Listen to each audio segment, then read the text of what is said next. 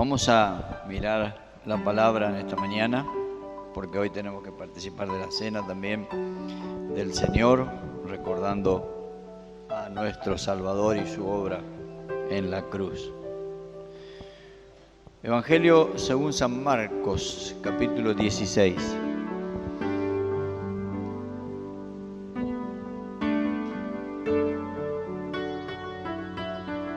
Marcos 16.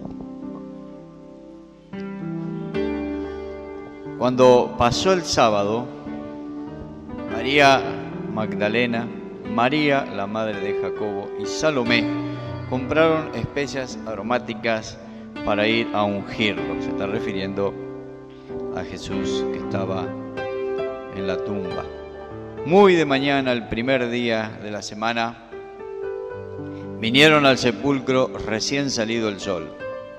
Pero decían entre sí: ¿quién nos removerá la piedra de la entrada del sepulcro?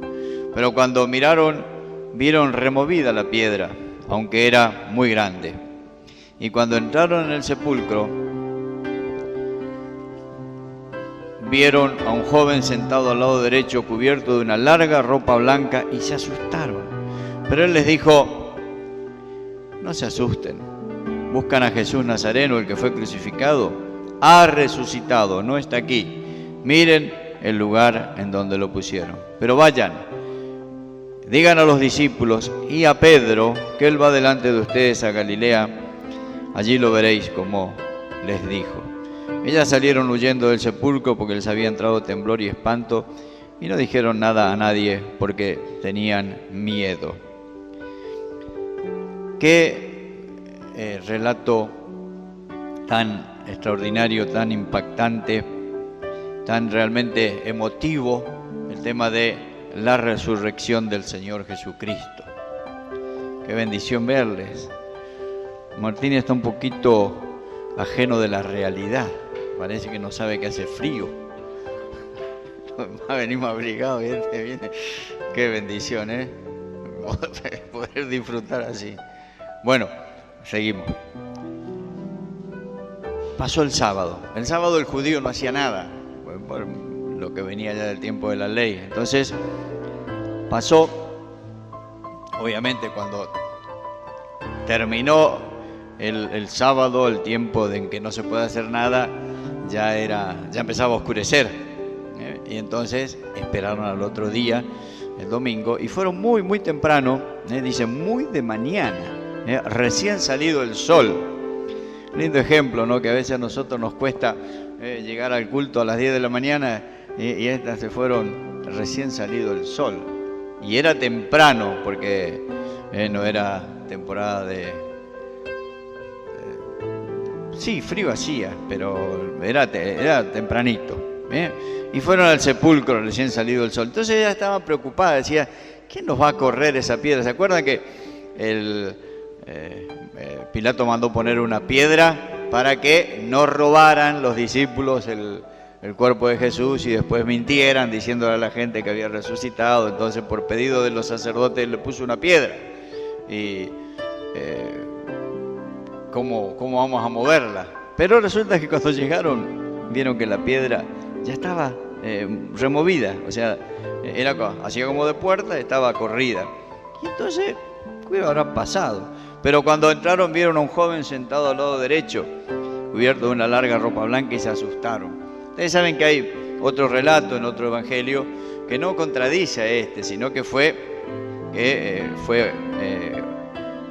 María, también después habían ido Juan y Pedro, y en otro caso encontraron a dos jóvenes. O sea, es lo que vieron, no quiere decir que se contradigan, esto es lo que relatan ellas. Y no se olviden que este evangelio, el de Marcos, está escrito bajo la guía, digamos así, la óptica de Pedro, del apóstol Pedro, que fue el que, trabajando con Juan Marcos, le contó todo esto y él fue escribiendo. Entonces, lo vieron, se asustaron, y por ahí es algo diferente a lo que estamos acostumbrados a ver, y de pronto vemos algún ser resplandeciente ahí, nos asustamos, se asustan. Pero le dijo: no se asusten, tranquila, no se asusten. Buscan a Jesús el Nazareno, ese que fue crucificado. Y estas palabras, que acá dice, ha resucitado. En otro de los evangelios dice que le dijo, uno de estos ángeles le dijo, ¿por qué buscan entre los muertos al que vive? No está acá, resucitó. Que es lo que luego van a intentar poner en duda los sacerdotes, porque no querían justamente que se supiera que Jesús había resucitado, porque si Jesús realmente resucitó, es el Hijo de Dios, es el Mesías.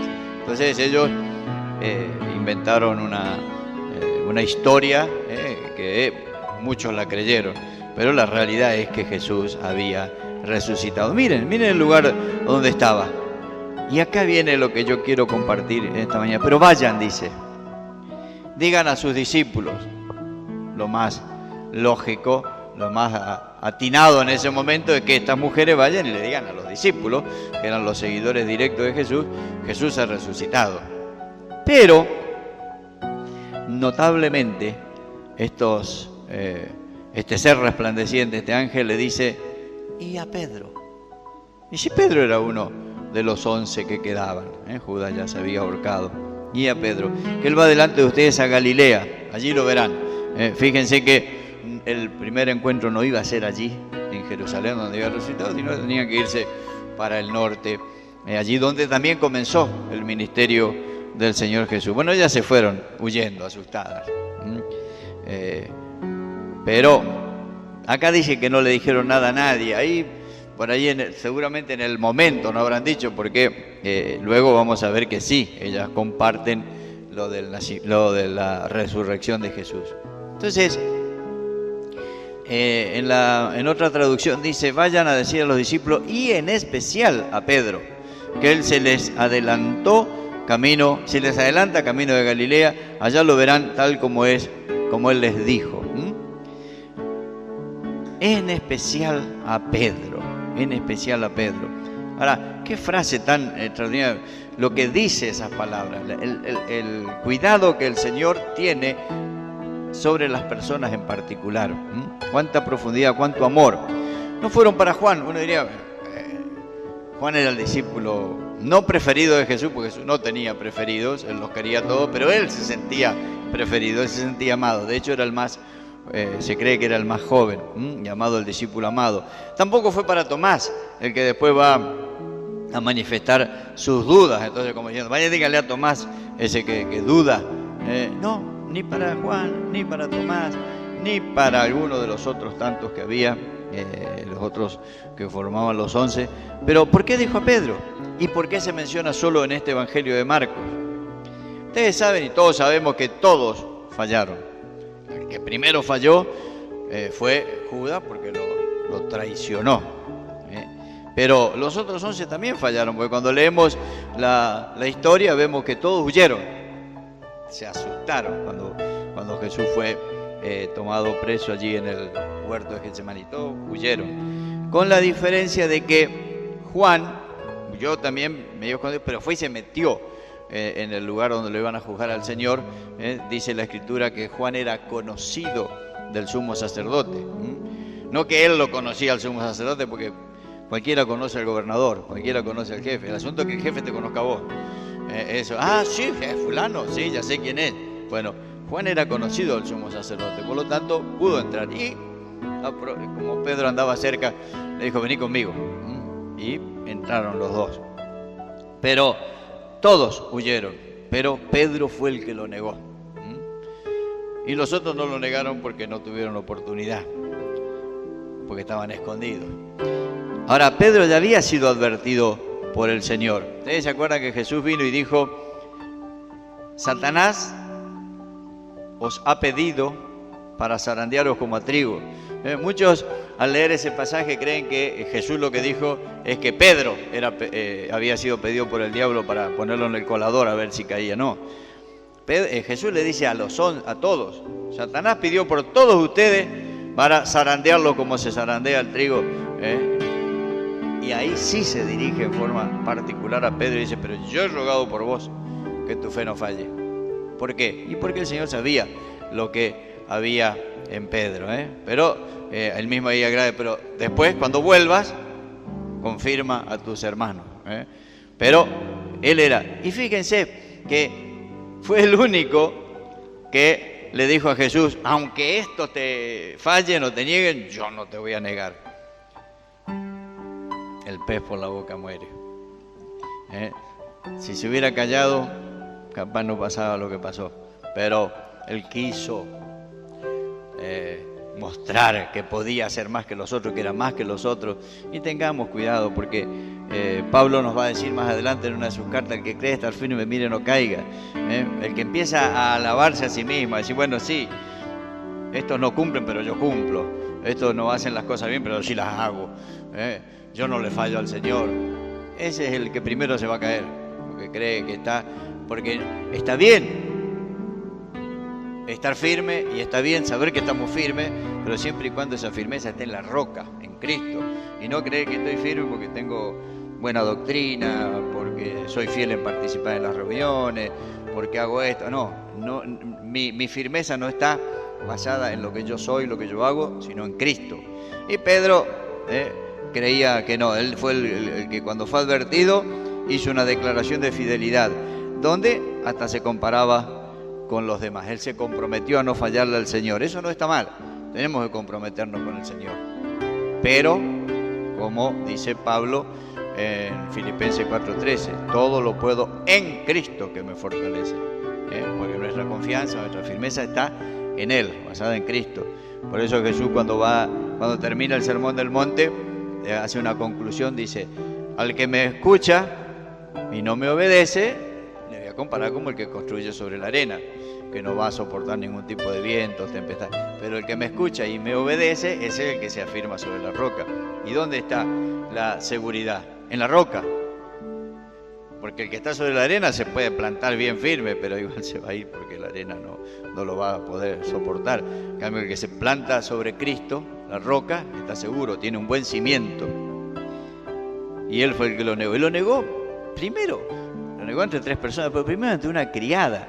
Y no que estamos diciendo porque es una criada no vale, no, pero en el sentido de que posiblemente la jovencita no tenía una autoridad como para decir, podía condenarlo como podía haber sido un soldado. O sea, ante la primera persona que lo quiso identificar con Cristo, él ya negó. Entonces, eso porque él se había puesto su confianza en sí mismo. Se asustó por la pregunta de una mujer. Y después en realidad lo hizo 3 veces. Pero él fue el que había confesado que Jesús era el Cristo, el Hijo de Dios, el que le dijo, tú tienes palabra de vida eterna, ¿a quién iremos? Y a Pedro le hubiera gustado que Jesús no supiera lo que hizo. Ojalá se afe de esta, ojalá no se entere. Sin embargo, en el momento que él lo negó por 3.ª vez, ¿ustedes saben lo que pasó? No escucho. Jesús lo miró. Mira así. Jesús lo estaba mirando. A los ojos, directo. Ya está. Ya no se puede ocultar más. ¿Cómo hacía ahora para volver a presentarse delante de Jesucristo? Es cierto que él lloró, pero ¿de qué le servía el llanto amargo que derramó si ya lo había negado? Está bien arrepentirse, sí, pero la leche derramada no se puede recoger. Está bien arrepentirse. Cuando pecamos, si no nos arrepentimos, estamos peor todavía. Hay que arrepentirse, pero hubiera sido mejor no haber caído en ese pecado de haberlo negado. Él seguramente iba a recordar cómo le falló al Señor al dormirse. ¿Se acuerdan? En el huerto de Getsemaní se durmió junto con Juan y Jacobo y Jesús necesitaba de su apoyo. Pero ahora escucha algo que realmente lo preocupó. ¿Qué fue lo que escuchó?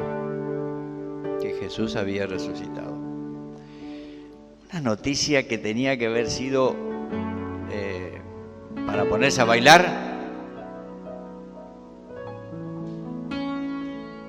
A él lo complicó, a él lo preocupó, a él lo asustó.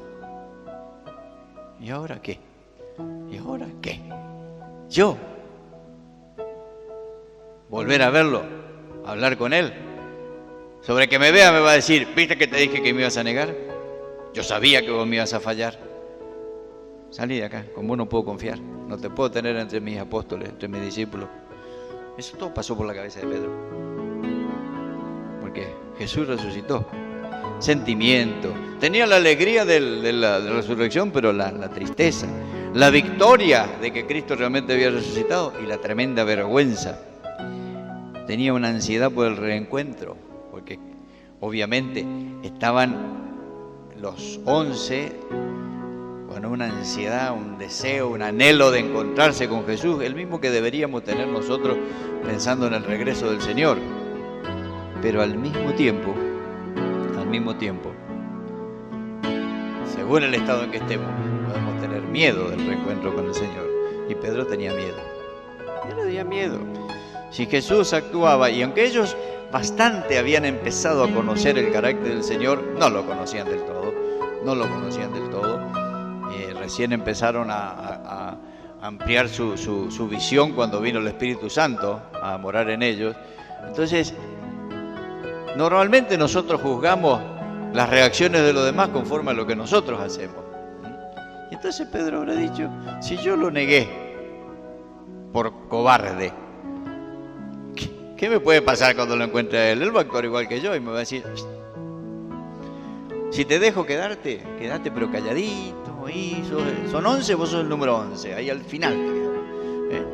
Sin embargo, sabemos que Pedro fue luego uno de los líderes, fue el que predicó en Pentecostés, más allá que también después estaba Jacobo, Santiago, el hermano de Jesús, pero Pedro era uno de los líderes. Pero él pensaba, si Jesús actúa como yo, o como actuamos los seres humanos, me va a descartar totalmente. Entonces, el Señor sabía todo esto, el Señor sabe todo. Y manda un mensaje por medio de las mujeres, lo que ellas recibieron de estos hombres, donde el único mencionado por nombre es Pedro. El que dijo, voy a dar mi vida por vos, pero lo negó. Me parece algo notable que Jesús dijo, vayan y díganle a los discípulos.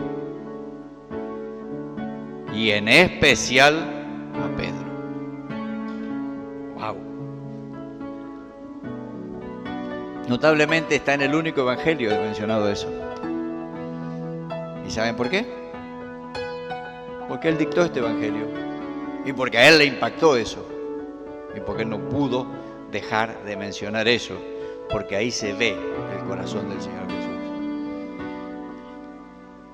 Yo sé bien que Pedro no va a querer venir. Yo sé bien que Pedro va a buscar excusas para no ir a Galilea a encontrarse conmigo. O si viene, va a estar allá a lo lejos, lleno de vergüenza, de miedo. Entonces vayan y díganle que los espero en Galilea. Y se lo dicen en especial a Pedro. ¿Recordás cuando estabas dispuesto a todo por amor al Señor, igual que Pedro? ¿Te acordás cuando lamentablemente lo negaste? Porque no es necesario solamente decir yo no creo en Jesucristo o yo rechazo a Jesús como el Hijo de Dios para estar negando a Jesús. Nosotros lo negamos a Jesús aún reconociéndolo como el Hijo de Dios, pero cuando tenemos acciones o expresiones o pensamientos que son totalmente contrarios al carácter del Señor. Cuando no actuamos como Él, lo estamos negando. Cuando no reflejamos a Cristo, lo estamos negando. No hace falta decir yo no soy cristiano. Yo puedo decir soy cristiano y estoy negando a Cristo con mi accionar. ¿Te pesan las negaciones? ¿No deseas volver al primer amor, a arder por tu amado Señor y Salvador, tu amigo, como cuando conocimos a Cristo? Pedro cayó, Pedro negó, pecó, negó al Señor, pero Jesús lo mencionó por su nombre. Eso es el Evangelio de Jesucristo. Él nos salvó y siempre nos va a salvar. Una vez nos salvó de la condenación eterna y siempre nos va a estar salvando de diferentes situaciones, de diferentes actitudes, de cosas que realmente nos tienen mal. ¿Estás desanimado? El Señor nunca se desanima. ¿Dudás de vos mismo? ¿Dudás de ti mismo? Él sigue confiando en que podrá obrar en tu vida y a través de tu vida. Mira que a veces nosotros decimos, conmigo ya no va, no hay más solución. O por ahí lo pensamos de otro, Dios a este no lo cambia más. No es así, porque Jesucristo no es como nosotros. Jesucristo es Dios. Es notable que solo se menciona esta frase en el Evangelio de Marcos. Marcos era un joven que anduvo mucho con Pedro y aprendió de él. Podemos decir que este evangelio fue dictado por Pedro y escrito por Marcos. Fue Pedro quien registró esta frase maravillosa: y a Pedro. Si ustedes observan, Juan también va a poner algunas expresiones que le impactaron a él en su evangelio. No es que hay contradicción, sino que en estos aspectos así particulares, cada uno puso lo que le impactó. ¿Y cómo no le va a impactar a Pedro que Jesús diga, vayan y digan a los discípulos, y en especial a Pedro, que quiero verlos en Galilea? Allí nos veremos. Notablemente la palabra Galilea significa círculo, que habla de una unidad. Y el Señor nos va a ver y se va a encontrar con nosotros en la medida que estemos en unidad. Es una realidad que Dios guió a que se escribieran estas palabras y llegaran hasta nosotros. Tal vez para los otros evangelistas no fue de mucha importancia, no la consideraron relevante. Gracias a Dios que Marcos las preservó para que las leamos hoy. Seguramente cuando las mujeres vinieron y contaron, habrán dicho eso. Dijo el ser resplandeciente, ese ángel que estábamos allá, que tienen que ir a Galilea, y en especial Pedro. Y bueno, los otros no lo escribieron. Obviamente Mateo y Lucas no estaban en ese momento. El que sí estaba era Juan. Perdón, Mateo sí estaba porque era apóstol. Lucas no estaba en ese momento. Pero ni Mateo ni Juan las pusieron. Marcos sí, que Marcos las puso porque a Pedro le impactó. Cada uno de nosotros podemos aplicar esta frase en nuestra vida y poner nuestro nombre ahí. Señor, te fallé, pero acá estoy. Gracias porque cuando resucitaste dijiste, vengan todos, y en especial, y mencionó mi nombre, mencionó tu nombre, porque Él está allí, Él nos ama hasta el final. Si tenemos miedo de acercarnos a Dios, si algún pecado nos separa del Señor, hay que volver. Aunque hayamos confesado, hay oportunidades en las que creemos que Dios no nos quiere ver más. Ustedes saben que hay, no sé si a ustedes les pasó alguna vez, pero hay muchos cristianos que a veces dicen, sí, yo ya confesé a Dios, pero no creo que Él ya me perdone. Ya no hay esperanza para mí. ¿Nunca escucharon esa frase o nunca la tuvieron en su mente, en su corazón, de decir, demasiado desastre hice, ¿qué puedo esperar de que el Señor me acepte o me... Y es mentira eso del diablo, es mentira del diablo. Fíjense que en el Antiguo Testamento, cuando todavía no hay toda la revelación que tenemos en el Nuevo, Dios lo lleva al profeta a ver al alfarero, y al alfarero se le rompe la vasija, y la vasija es una figura nuestra, y el alfarero no hace así, pum, y patea el barro viejo ese que se rompió y se cayó, esa arcilla, y agarra y empieza con otra. Porque Dios no actúa así. Él levanta eso que se rompió y lo vuelve a moldear y vuelve a hacer una vasija para el servicio del Señor. O sea, Él nos restaura, pero tenemos que estar dispuestos a ser moldeados por Él. Tenemos que estar dispuestos. No nos olvidemos que no son nuestros méritos, sino son los méritos de Cristo. Son los méritos de Cristo y su muerte en la cruz lo que nos abre el camino a la presencia del Padre Celestial. Es por los méritos de Él. Si fuera por nuestros méritos, no alcanzarían nunca. No alcanzarían. Son por los méritos de Cristo. Nuestro amor puede disminuir, podemos alejarnos de Él, no buscarlo. Para Dios es imposible no amarnos. Para Dios es imposible olvidarnos. Para Dios es imposible abandonarnos. Porque porque su carácter no le permite hacer eso. Y además tiene una señal, porque lo dice en el Antiguo Testamento. En las manos te tengo grabado, en las palmas mismas. ¿Qué es eso? Lo que vamos a recordar ahora cuando participemos del pan y de la copa.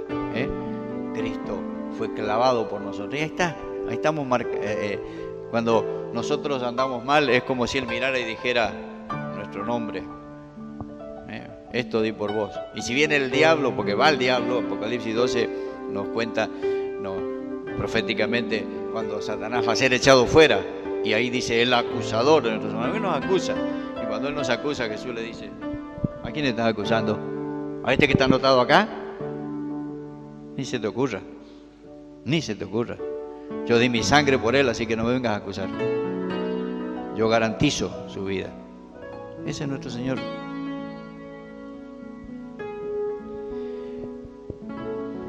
Sea cual sea la situación, acordate de esa frase, y a Pedro. y a Pedro. Poné tu nombre, que sale de los labios de Jesús. El que no abandonó a Pedro ni a nadie, tampoco te va a abandonar a vos. No abandona a nadie. Acuérdense de Jonás. Le hizo pasar una bien durita para que aprenda el profeta caprichoso ese, pero lo sacó del vientre del pez y lo llevó a la misión otra vez. Él restaura. Ruego a Dios que tus ojos puedan ver el corazón de tu Señor y acudas a Él sin tardar. Es tiempo ya de dejar atrás todo lo que te frena en tu vida espiritual y en tu comunión con el Señor. Aún la falta de servicio para Él o el deseo de abandonar todo. Hermanos, si nosotros estamos hoy en el camino, es porque primero Jesús hizo lo que todos sabemos que hizo, en la obra de la salvación. Después siguieron los apóstoles. Después siguieron los discípulos de los apóstoles, los que llamamos los padres de la iglesia. Y después siguieron. Y dieron su vida. Y después siguieron.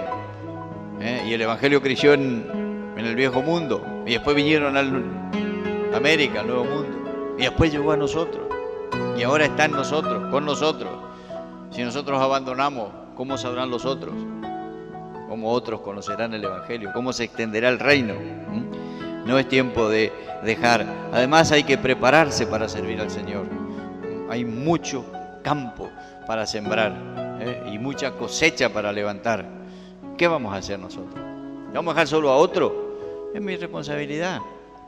Y obviamente, además de tener el llamado del Señor, además de ponernos nosotros al servicio del Señor y decir, acá está, también hay que prepararse para saber hacer bien las cosas. No podemos pretender que las cosas se hacen solas. Me acuerdo cuando yo era jovencito, adolescente, un hermano de la iglesia había comprado un auto y tenía 2 hijos. Y uno de ellos aprendió a manejar enseguida, el mayor. Y el otro era un poquito menor, 1 año o 2 menos tenía. Y me acuerdo que yo le preguntamos, ¿y vos no querés aprender a manejar? No hay problema, yo ya sé cómo se maneja. Ya lo vi manejar papá, yo lo vi a mi hermano, ya sé cómo se maneja. Pero tenés que practicar, tenés que aprender. No, ya sé cómo es. Obviamente no manejó, porque así no es. No es cuestión de, no, ya sé cómo se predica si yo lo escucho al pastor predicar. Si no te preparas no vas a saber predicar. Ya sé cómo se interpreta la Biblia si el pastor siempre nos comparte cosas. Si vos no aprendés, no vas a... ya sé cómo... No. Es lo mismo que yo diga, ya sé cómo se toca la guitarra y el bajo. Si le miro a Pablo, le miro a David, es fácil, Anda a agarrarla. Vamos a decir, es tan fácil. Hay que hacer las cosas, hay que prepararse si queremos servir al Señor. Hay que poner la vida. Si tenemos esos sentimientos de abandonar, que queremos dejar, tomar decisiones que no son del agrado del Señor, ni reflejan su amor que Él tuvo y tiene para contigo, recuerda la frase que Jesús dijo refiriéndose a Pedro y ponerle tu nombre. Y acordate que el Señor te está llamando a servirle, a usarte. Él tiene un plan. No frustres el plan que Dios trazó para tu vida. Yo creo, y lo digo por mí, y cada cual puede pensarlo también, que una de las, además de todas las cosas que nos van a traer a gozo en abundancia cuando estemos en el cielo, muchas de las decepciones que vamos a tener no va a ser por pensar en lo que pudo haber hecho él, lo que pudo haber hecho él y yo como pastor y lo que pudo haber hecho él y no lo hizo, más allá de que va a ser, sí, una triste. La mayor decepción que voy a tener en el cielo va a ser ver el tremendo plan de Dios que Él había planeado para mi vida y lo poco que hice de todo ese plan. Todo lo que no hice porque me encerré en mí mismo, porque no quise hacer caso, porque dije no, ya no sirvo para nada o no quiero, o me fallaron otros. Hay que hacer, pero también hay que tener cuidado con lo que dejamos de hacer y deberíamos hacer. Hay una canción que se llama Mi Tiempo, que está escrita por unos músicos cristianos de La Pampa, y cuenta la historia de un joven que vivía en el interior del país y lo llevaron los padres a Buenos Aires porque tenía un problema de salud y era jovencito, muy joven. Y lamentablemente su su problema de salud era terminal. No me acuerdo, no sé qué enfermedad era, pero era terminal, no había salida. Entonces, él vuelve y era creyente, y su madre lo ve mal, lo ve llorando, lo ve triste, y le dice: ¿qué te pasa? Y estoy triste porque y sí, obvio que iba a estar triste porque se iba a morir, pero no era porque tuviera miedo de su salvación, de su vida eterna. Y le dice: ¿por qué? Estás arrepentido de muchas cosas que hiciste, tenés muchos pecados, el Señor te puede perdonar. Y entonces él le dice a la madre, de ahí sale luego la canción. Después, si la buscan en internet, la van a encontrar, se llama Mi Tiempo. La canta también el Trío Mar del Plata. Y dice: no estoy triste por lo que he hecho, eso me lo perdona el Señor, sino por lo que no he hecho, por el tiempo perdido. Y dice: qué triste es que una mañana una voz te diga: tu tiempo se ha ido. Y perdimos de hacer tantas cosas que el Señor nos había preparado, nos había planeado, había escrito para que hiciéramos, y nosotros no las hicimos. No frustres el plan que Dios trazó para tu vida. Proclama con el salmista: Jehová cumplirá su propósito en mí. Hermosa frase escrita por David. Recuerda la expresión de Pablo: todo lo puedo en Cristo que me fortalece. O aquella otra palabra que nos dice: fiel es el que os llama, el cual también lo hará. Si estás medio alejado, flojo, frío, corre a encontrarte nuevamente con tu Señor. Apresúrate a llegar hasta Él y caer en sus brazos de amor. Yo creo que los discípulos conocían de memoria el viaje de Jerusalén a Galilea. Deben ser unos, no me acuerdo bien, pero 100 kilómetros, un poco menos capaz. Ellos estaban acostumbrados a caminar. Y no digo que lo hicieron corriendo, porque no se podría, pero que lo hicieron rápido, lo hicieron. Cuando escucharon ese mensaje: el Señor va delante de ustedes y lo está esperando allá en Galilea, tardaron mucho menos tiempo del que siempre tardaban. Y aún Pedro, ¿por qué? Porque le dijeron que el Señor le decía que a él en especial los llame. Corre a encontrarte, apresúrate a llegar hasta él y caer en sus brazos de amor, como cuando el padre estaba esperando al hijo pródigo con los brazos abiertos. El amado y bendito Señor Jesucristo está esperando por vos, deseoso de abrazarte, darte su amor, su perdón, junto con las fuerzas y el poder para continuar el camino. Mucha tarea hay por delante, mucha cosecha, además de siembra. Tenemos que entender que es más tiempo de cosecha que de siembra el que estamos viviendo nosotros. ¿Y se acuerdan lo que dijo Jesús en relación a la cosecha? Levanten la mirada, dice. Es notable que cuando Jesús dice levanten la mirada en esa parábola, si yo tengo que ver el trigo, que dice: ¿vieron cuando los campos están blancos para la siega? Yo pregunté eso, en Buenos Aires se siembra mucho trigo. Cuando el campo está blanco para la siega, si no se lo cosecha se pudre, se pierde. Es una cosecha perdida, desperdiciada. Lo notable es que si Jesús dice levanten los ojos y miren los campos que están sembrados, quiere decir que ellos no estaban mirando así, porque si no, levantar los ojos sería mirar al cielo, y en el cielo no están los campos de trigo, sino están acá. ¿Dónde estaban mirando ellos?